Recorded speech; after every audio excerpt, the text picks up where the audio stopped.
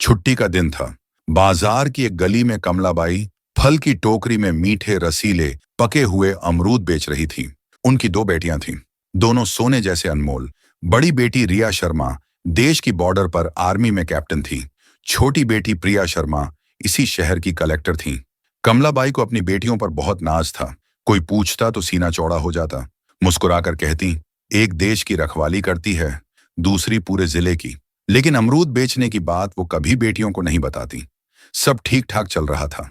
अचानक विक्रम यादव नाम का सब इंस्पेक्टर अपनी बुलेट दहाड़ते हुए आया। बाइक रोकी, टोकरी के पास खड़ा हो गया। बिना बोले एक अमरूद उठाया और मुंह में डाल लिया। कमलाबाई चौंकी, फिर धीरे से बोली, साहब, अमरूद तो बड़े मीठे हैं, चाहो तो तौल दूं। विक्रम ने ऊपर से नीचे देखा और घमंड से बोला, हाँ, 1 किलो पैक कर दो। कमलाबाई ने फटाफट तौला और थैली में डाल दिया। विक्रम ने थैली उठाई, एक अमरूद निकाला और उनके सामने ही खाने लगा। थोड़ी देर बाद मुंह बिचकाया और बोला, ये क्या बेच रही हो बुढ़िया? इनमें मीठापन कहाँ है? बिल्कुल फीके। कमलाबाई डर गई, फिर भी बोली, नहीं साहब, सच में मीठे हैं, एक और आजमा लो। विक्रम जोर से हंसा, खामोश रहो, तुम्हारे अमरूद का एक टुकड़ा भी मीठा नहीं, मुझे छूना लगाया है। और सुनो, 1 रुपया भी नहीं दूंगा, समझ गई? कमलाबाई ने हिम्मत करके कहा, साहब, मेहनत लगी है, थोड़े पैसे दे दो ना। बस इतना सुनते ही विक्रम का पारा चढ़ गया। झुका, पूरी टोकरी उठाई और जोर से सड़क पर दे मारी। टोकरी उछलकर पलट गई। सारे अमरूद गाड़ियों के नीचे कुचल गए, नाली में बह गए। कमलाबाई के पास अब कुछ नहीं बचा। आंखें भर आईं, होंठ कांपने लगे। उनकी सारी कमाई, उनकी इज्जत, सब सड़क पर बिखर गई। चारों तरफ लोग जमा हो गए, सब तमाशा देख रहे थे। कोई मुंह खोलने की हिम्मत नहीं कर रहा था। विक्रम ने मूंछों पर हाथ फेरा, बाइक स्टार्ट की और ऐसे निकल गया जैसे इस इलाके का सबसे बड़ा बदमाश हो। भीड़ में कोई आगे नहीं आया, लेकिन पास की छत पर एक लड़का खड़ा था, अंकित। उसने अपना फोन निकाला और सब कुछ रिकॉर्ड कर लिया। उसका खून उबाल मार रहा था। कमला अम्मा को वो बचपन से जानता था, उनका दिल से सम्मान करता था। वीडियो बंद किया और सोचने लगा, अब ये वीडियो किसे भेजूं? अंकित को अच्छे से पता था कि कमला अम्मा की बड़ी बेटी आर्मी में है। उसने किसी तरह रिया शर्मा का नंबर ढूंढ निकाला। बिना एक पल गंवाए उसने वीडियो उनके व्हाट्सएप पर भेज दिया और नीचे छोटा सा मैसेज टाइप किया, रिया दीदी, देखिए आज बाजार में अम्मा के साथ क्या हुआ। उस वक्त रिया शर्मा बर्फ से ढके पहाड़ों में हजारों किलोमीटर दूर एक बॉर्डर पोस्ट पर अपनी राइफल साफ कर रही थी। अचानक फोन पर व्हाट्सएप की घंटी बजी। उन्होंने फोन उठाया। अनजान नंबर से आया वीडियो। चलाया। जैसे जैसे वीडियो चलता गया, रिया का चेहरा सख्त होता गया। शांत आंखें गुस्से से लाल हो उठी। सब इंस्पेक्टर विक्रम यादव को अपनी मां की टोकरी उछालते देख उनके हाथ कांपने लगे। वो मां जिसने पूरा जीवन उन्हें और उनकी बहन को पालने में लगा दिया, आज सड़क पर बेबस रो रही थी और लोग बस तमाशा देख रहे थे। उनके अंदर का जवान एकदम जाग गया। लगा कि अभी दौड़ी चली जाए और उस इंस्पेक्टर की वर्दी खींचकर फाड़ डालें। दांत भींच लिए, सांसें तेज हो गईं। फौरन वीडियो अपनी छोटी बहन कलेक्टर प्रिया शर्मा को फॉरवर्ड कर दिया। फिर तुरंत कॉल लगाई। उस समय प्रिया अपने ऑफिस में बड़ी मीटिंग चला रही थी। बड़ी बहन का कॉल देखा तो मीटिंग रोक दी। फोन उठाया और पूछा, हाँ दीदी, सब ठीक है ना? कोई परेशानी तो नहीं? रिया की आवाज में गुस्सा और दर्द साफ झलक रहा था। प्रिया, मैंने एक वीडियो भेजा है, अभी देखो, अभी। प्रिया ने फोन होल्ड किया और व्हाट्सएप खोला। वीडियो चलाया। देखते ही उनके पैरों तले जमीन खिसक गई। उनकी प्यारी मां सड़क पर बिखरे अमरूदों के लिए रो रही थी। एक मामूली सब इंस्पेक्टर ने उनकी मां की इज्जत को पैरों तले कुचल दिया था। प्रिया की आंखें भर आईं, लेकिन उन्होंने खुद को काबू में किया। वो कलेक्टर थीं। कांपती आवाज में बोली, मैं ये बर्दाश्त नहीं कर सकती। रिया गुस्से में चिल्लाई, मैं आ रही हूं, छुट्टी लेकर उस हरामजादे को छोड़ूंगी नहीं। प्रिया ने नरम लेकिन पक्की आवाज में कहा, नहीं दी, तुम्हारी जरूरत वहां बॉर्डर पर है, ये मेरा इलाका है, मैं लड़ूंगी, मां को इंसाफ दिलाऊंगी, कानून के रास्ते। रिया कुछ पल चुप रही। बहन की आवाज में छिपी ताकत समझ गई। फिर बोली, ठीक है, लेकिन उसे ऐसी सजा मिले कि रूह कांप जाए। प्रिया ने कहा, फिक्र मत करो दी, अब ये मेरा काम है। फोन रख दिया। मीटिंग रूम में सबको देखा और शांत स्वर में बोली, ये मीटिंग यहीं खत्म, आप सब जा सकते हैं। प्रिया सरकारी गाड़ी छोड़कर अपनी निजी कार से पुराने घर की ओर निकल पड़ी। रास्ते में उन्होंने अपना ऑफिशियल सूट बदल दिया और साधारण लाल सलवार कमीज पहन लिया। वो मां के पास कलेक्टर बनकर नहीं, सिर्फ एक बेटी बनकर जाना चाहती थी। घर पहुंची तो कमलाबाई एक कोने में चुपचाप बैठी थीं, आंखें लाल और सूजी हुई। बेटी को देखते ही घबरा गईं। बेटी, सब ठीक है ना? यहाँ सब ठीक है। प्रिया कुछ नहीं बोली, बस माँ के पास गईं और उन्हें जोर से गले लगा लिया। माँ की गोद में सिर रख दिया, आंसू रोकने की कोशिश की, लेकिन रोक नहीं पाई। माँ, आपने मुझे बताया क्यों नहीं? इतना बड़ा दुख अकेले क्यों सहती रहीं? कमलाबाई ने गहरी सांस ली और प्यार से बोली, क्या बताती बेटी, मैं नहीं चाहती थी कि तुम्हारी चिंता बढ़े। वो पुलिस वाला है, बड़ा रुतबा है उसका, भूल जाओ उसे। तुम इतने दिनों बाद आई हो, आज तो मैं बहुत खुश हूं। प्रिया ने मां के आंसू पोंछे, उनका हाथ अपने हाथों में थामा और धीरे धीरे लेकिन पक्की आवाज में कहा, अब आप अकेली नहीं है मां, ना गरीब हैं।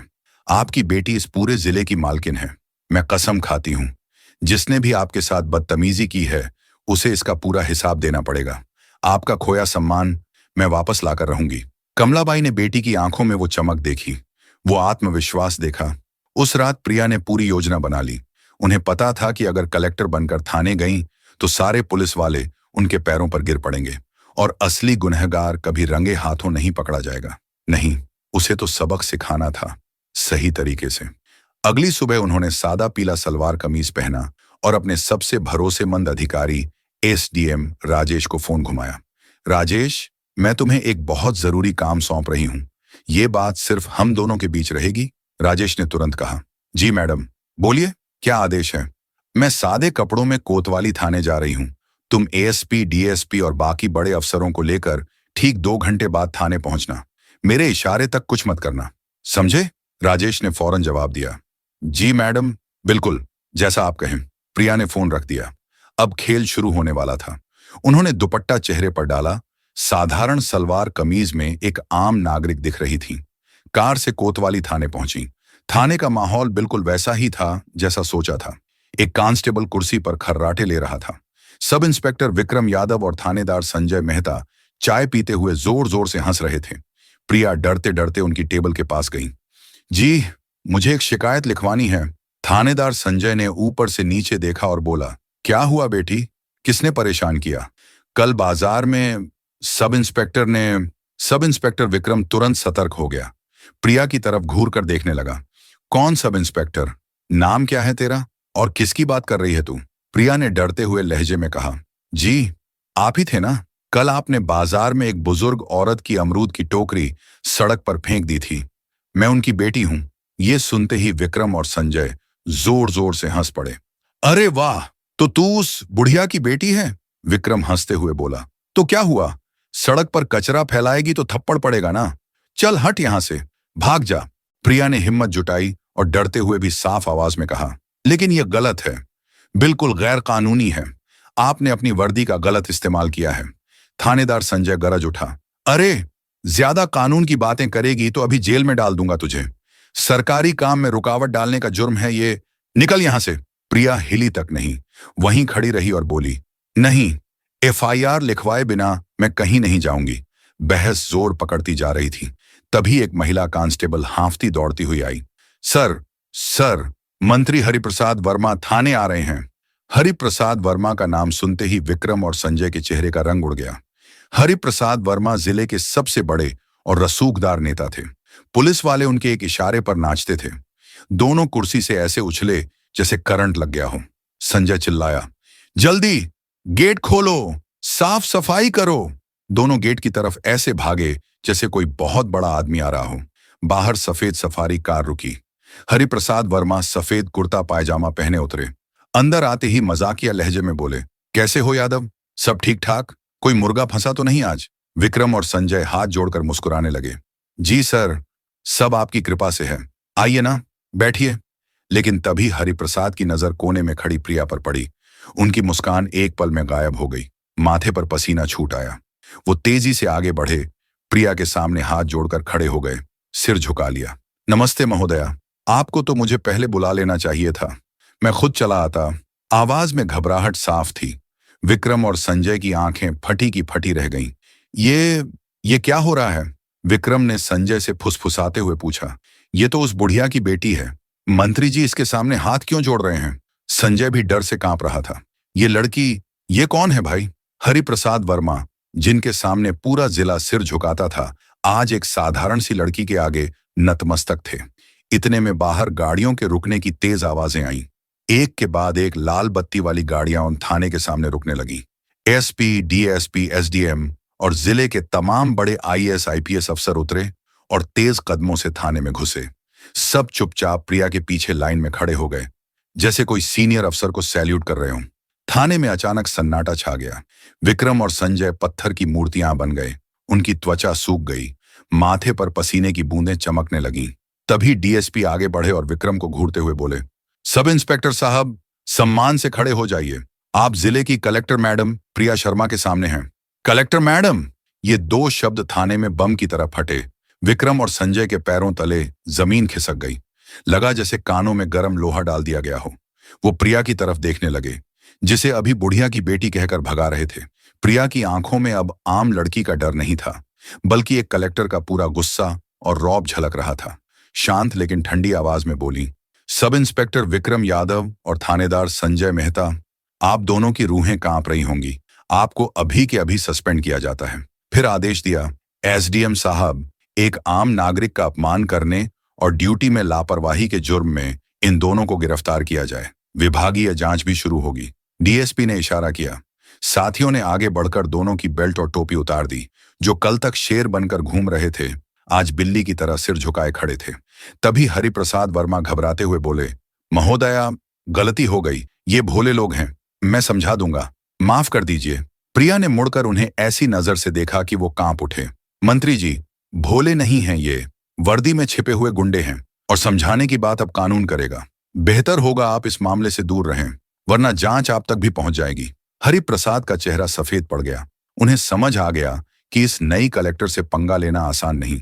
चुपचाप सिर झुकाकर निकल गए, लेकिन उनकी आंखों में एक खतरनाक नफरत झलक रही थी, जिसे प्रिया ने अच्छे से पढ़ लिया था। अगली सुबह पूरे शहर में यही बात फैल गई कि कलेक्टर की बेटी ने अपनी मां को इंसाफ दिला दिया। सबको लगा कि अब सब ठीक हो गया, शांति छा गई। लेकिन एक रात जब प्रिया शर्मा खाना खा रही थीं, अचानक उनके निजी फोन पर एक अनजान नंबर से कॉल आया। उन्होंने फोन उठाया। हेलो, दूसरी तरफ से आवाज आई, लेकिन कुछ कहा नहीं गया। फोन कट गया।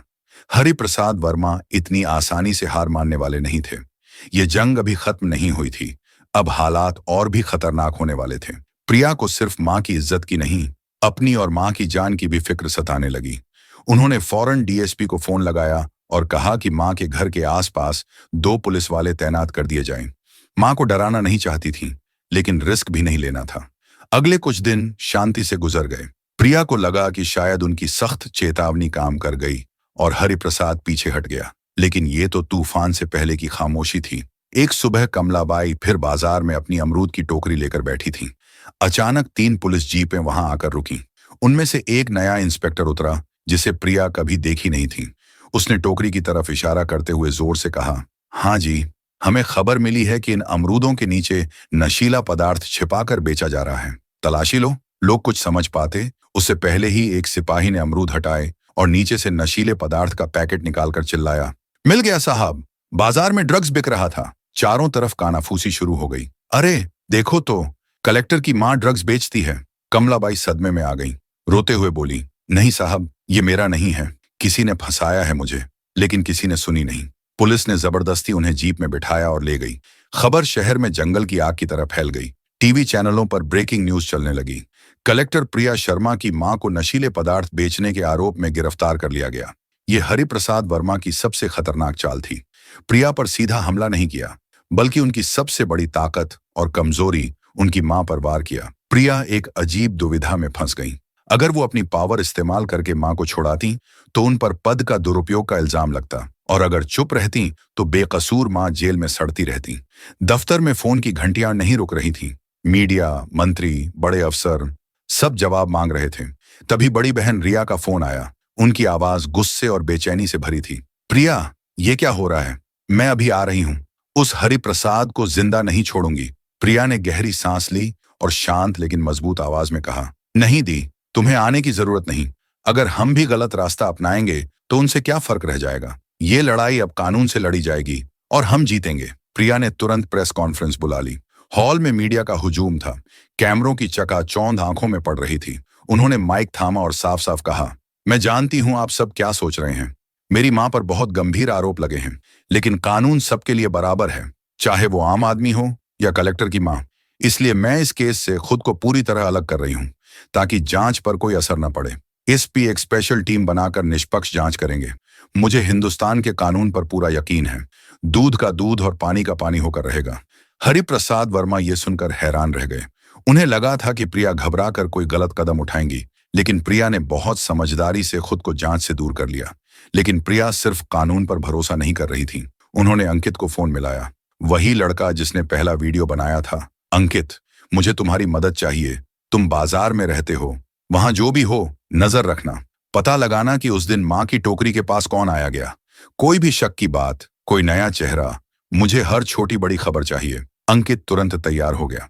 उसने बाजार के दुकानदारों और दोस्तों से पूछताछ शुरू कर दी। 2 दिन की कड़ी मशक्कत के बाद उसे एक बड़ा सुराग मिला। पास की दुकान के बाहर लगे सीसीटीवी में एक शख्स साफ दिख रहा था, जो कमलाबाई की टोकरी के पास कुछ रखकर चला गया। चेहरा पूरी तरह साफ नहीं था, लेकिन वो बार बार निलंबित सब इंस्पेक्टर विक्रम यादव के साथ देखा गया था। सबूत हाथ लग गए। ये सारा खेल हरिप्रसाद वर्मा ने अपने सस्पेंड पुलिस वालों के जरिए रचा था। अब प्रिया की बारी थी। उन्होंने एएसपी के साथ मिलकर एक मजबूत जाल बिछाया। प्रिया ने जानबूझकर एक झूठी अफवाह फैला दी कि सीसीटीवी फुटेज में उस शख्स का चेहरा बिल्कुल साफ दिख रहा है और पुलिस उसे जल्द ही पकड़ने वाली है। ये खबर हरिप्रसाद वर्मा के गुट में आग की तरह फैल गई। उनके खेमे में हड़कंप मच गया। फौरन उन्होंने विक्रम यादव को फोन घुमाया। उस आदमी को किसी भी हाल में पकड़ने मत देना, कुछ भी करो, वरना हम सब फंस जाएंगे। हरिप्रसाद को कहां पता था कि उनका फोन पहले से ही पुलिस की सख्त निगरानी में था। हर बात रिकॉर्ड हो रही थी। विक्रम यादव और संजय मेहता जैसे ही उस शख्स को चुपके से खत्म करने या भगाने के लिए शहर के बाहर एक सुनसान इलाके में पहुंचे। प्रिया और एसपी अपनी पूरी टीम लेकर वहां पहुंच गए। चारों तरफ से घेर लिया, रंगे हाथों पकड़े गए। दोनों ने डर के मारे हरिप्रसाद वर्मा के खिलाफ सारे राज उगल दिए। अगली सुबह जब हरिप्रसाद वर्मा अपने आलीशान घर में चाय की चुस्कियां ले रहे थे और सोच रहे थे कि अब जीत उनकी हो गई, तभी दरवाजे पर जोर जोर से दस्तक हुई। दरवाजा खोला तो सामने प्रिया शर्मा, एएसपी और भारी पुलिस फोर्स खड़ा था। हरिप्रसाद घबराकर चिल्लाए, ये क्या तमाशा है मैडम? प्रिया ने ठंडी लेकिन सख्त निगाहों से देखा और कहा, खेल खत्म हो गया नेताजी। आपके सारे मोहरे पकड़े जा चुके हैं और उन्होंने आपके सारे काले कारनामे खोल दिए हैं। हरिप्रसाद चिल्लाए, तुम्हारे पास कोई सबूत नहीं है, मुझे हाथ भी नहीं लगा सकती तुम। एसपी ने आगे बढ़कर गिरफ्तारी वारंट दिखाया और बोले, ये लीजिए सर, आपके सारे अपराधों का पूरा हिसाब। हमारे पास आपके फोन की सारी रिकॉर्डिंग है जिसमें आप गवाह को धमकी दे रहे हैं। अब चलिए, थाने चलकर बाकी बातें होंगी। हरिप्रसाद वर्मा का सियासी साम्राज्य एक पल में धराशायी हो गया। उन्हें हथकड़ी लगाकर जीप में डाल दिया गया। उसी शाम कमलाबाई को पूरी तरह बरी कर दिया गया। जेल से बाहर निकली तो प्रिया उन्हें लेने खुद आईं। माँ बेटी ने एक दूसरे को कसकर गले लगाया। आंसू नहीं रुके। प्रिया ने फुसफुसाते हुए कहा, अब आपको अमरूद बेचने की जरूरत नहीं पड़ेगी माँ, कभी नहीं। अगली सुबह प्रिया उन्हें अपनी कार में बिठाकर घर ले आईं। अब दोनों आराम से बेफिक्र होकर साथ रहने लगीं। जब बड़ी बेटी रिया अपनी ड्यूटी से छुट्टी लेकर आएगी तो तीनों मिलकर एक खुशहाल परिवार बन जाएंगी, हमेशा के लिए। तो दोस्तों, ये कहानी सिर्फ आपका मनोरंजन और कुछ सीख देने के लिए है। हमारा मकसद किसी की भावनाओं को ठेस पहुंचाना बिल्कुल नहीं है। अगर आपको ये कहानी अच्छी लगी हो तो लाइक कर दीजिए, ज्यादा से ज्यादा लोगों तक शेयर कीजिए। कमेंट में जरूर बताइए कि प्रिया का कौन सा कदम आपको सबसे ज्यादा पसंद आया। और हाँ, चैनल को सब्सक्राइब करना मत भूलिएगा, क्योंकि हम आपके लिए ऐसी ही दिल छू लेने वाली, इंस्पायर करने वाली कहानियां लाते रहेंगे। धन्यवाद। मिलते हैं अगली कहानी में।